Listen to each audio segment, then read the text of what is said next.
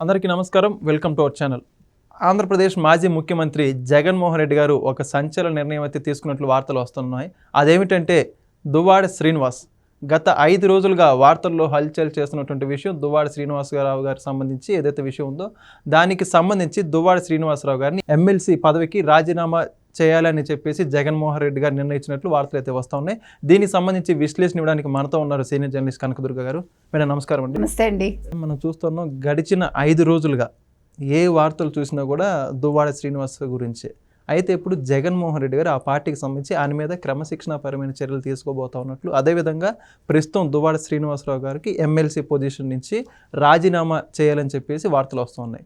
ఇది ఏ రకంగా అర్థం చేసుకోవచ్చు అనుకోవచ్చు? అంటే మీరు దువ్వాడతో వదిలేస్తారా? ముందు విజయసాయిరెడ్డిని ఏం చేస్తారు? మరి విజయసాయిరెడ్డి కూడా రాజ్యసభ సభ్యత్వానికి రాజీనామా చేసి పార్టీ ప్రాథమిక సభ్యత్వానికి కూడా రాజీనామా చేయాలిగా. లేదు, ప్రూవ్ చేయాలిగా. ఆయన నేను తండ్రిని కాదు అని ప్రూవ్ చేయాలిగా. మదన్ మోహన్ అడిగాడు కదా, మరి నువ్వు ఆన్సర్ ఇచ్చావా? మరి సుభాష్ రెడ్డి బయటకు వచ్చాడా? దాని మీద వెళ్ళి మీరు స్టే తెచ్చుకున్నారు కదా, ఎవరు మాట్లాడకూడదు ఈ అంశం మీద అని. మీరైతే తెచ్చుకుంటారు స్టేలు. చంద్రబాబు నాయుడు గారు వెళ్తే మాత్రం మీరు మాట్లాడతారు. చంద్రబాబు నాయుడు గారు ధర్మబద్ధంగా న్యాయబద్ధంగా చేస్తారు ఏం చేసినా. మీరు అన్యాయం చేశారు కాబట్టి మీరు వెళ్ళి న్యాయస్థానాలను ఆశ్రయించి మీరు స్టేలు తెచ్చుకుంటారు.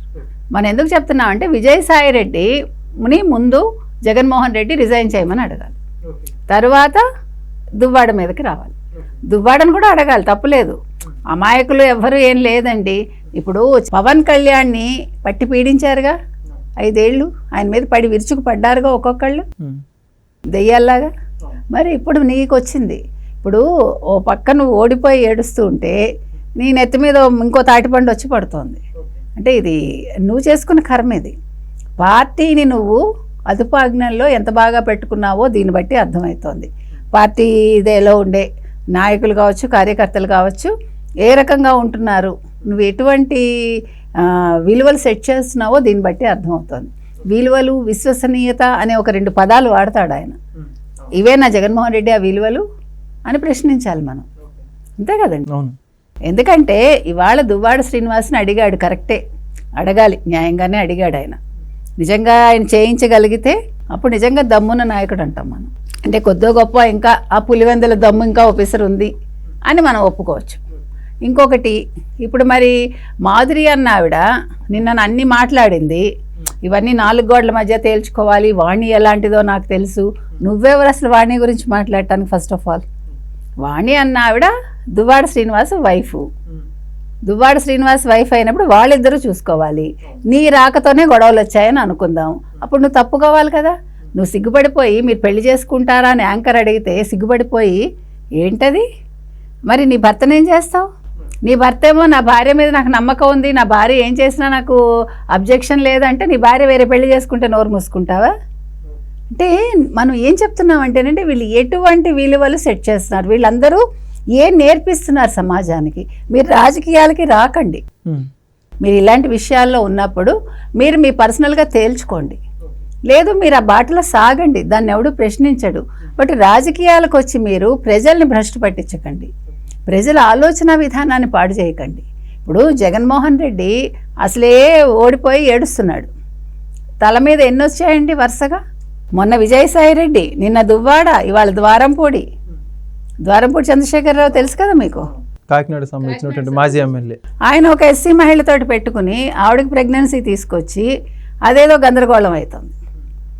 నేను అనేది మరి ఈ జగన్మోహన్ రెడ్డి మాట్లాడేటప్పుడు ఆయన కూడా ఆలోచించుకుని మాట్లాడాలి. ముందు నీ మనుషులు ఎలా ఉన్నారు, నీ పార్టీలో వాళ్ళు ఎలా ఉన్నారు, ఇవన్నీ చూసుకున్నాక నువ్వు ఎదురువాడి గురించి మాట్లాడు. నువ్వు ఒక ముఖ్యమంత్రి స్థాయిలో ఆ రోజు ఉండి నువ్వు పవన్ కళ్యాణ్ గురించి అన్నిసార్లు నీచంగా మాట్లాడావు. నీకు తెలుసా పవన్ కళ్యాణ్ ఏం చేశాడో? వాళ్ళు తేల్చుకున్నారు. వాళ్ళు రోడ్డుకి ఎక్కలా, వాళ్ళు వీధికి ఎక్కారా? అతను పర్సనల్గా వాళ్ళతో సజావుగా డీల్ చేసుకున్నాడు. వాళ్ళు ఇష్టమై వాళ్ళు విడిపోయారో కలిసి ఉన్నారో అది అతని ప్రాబ్లం. అతను ఈరోజు ముగ్గురితో లేడుగా. ఒకే మనిషి ముగ్గురితో ఉంటే తప్పు, కానీ అతను విడిపోయాక ఇంకోళ్ళని చేసుకున్నప్పుడు నీకు సంబంధం లేదు. చట్టబద్ధంగా విడాకులు తీసుకొని విడిపోవడం జరిగింది, విడిపోయారు. దాని గురించి నువ్వెందుకు మాట్లాడతావు? నీకేం రైట్ ఉంది అసలు?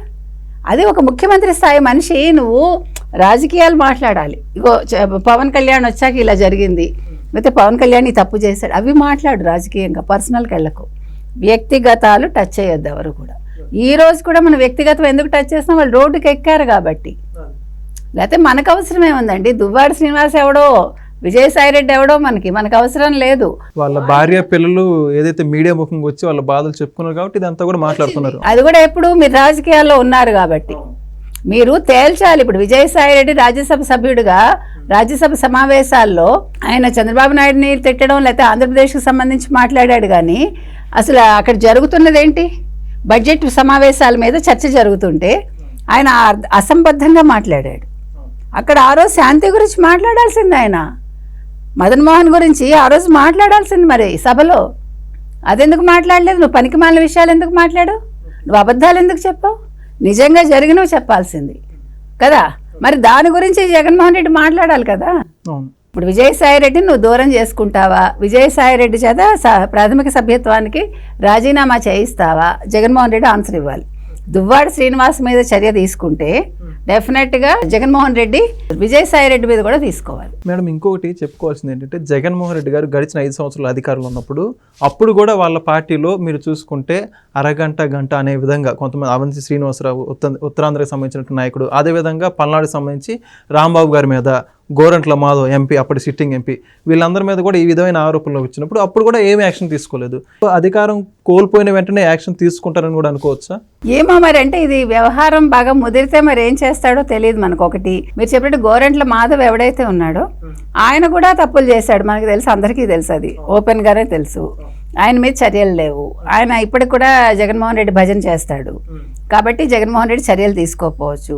మరి అలా తీసుకోకపోతే ఇతని మీద కూడా తీసుకోకూడదు, దువ్వాడ మీద కూడా. తర్వాత మీరు చెప్పిన అంబటి రాంబాబు, ఇంకొకళ్ళు ఎవరు అవంతి శ్రీనివాసు, ఎవడు తక్కువ వాడు కాదు.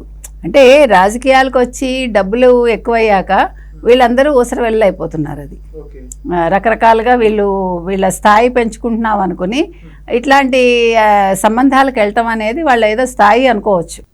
అంటే అదొక ప్రెస్టీజ్గా భావిస్తున్నారో ఏంటో మరి. సంఘంలో ఏమైనా గౌరవం పెరుగుతున్నా మనకు తెలియదు.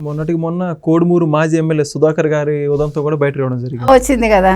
ఇట్లా మీరు ఎవరిని తీసుకున్నా మరి వైసీపీ వాళ్ళవే ఎందుకు వస్తున్నాయి? మనమేం తీసుకురాలే కదా. ఇప్పుడు తెలుగుదేశం వాళ్ళు లేకపోతే జనసేన వాళ్ళు లేకపోతే బీజేపీ వాళ్ళు ఇవేం తీసుకురాలేదు.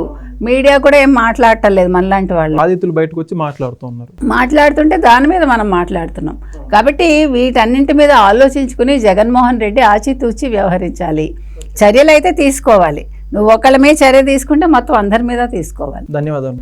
చూసారు కదండి, మరొక వీడియోతో మరొకసారి మీ ముందుకు వస్తాం. ధన్యవాదాలు.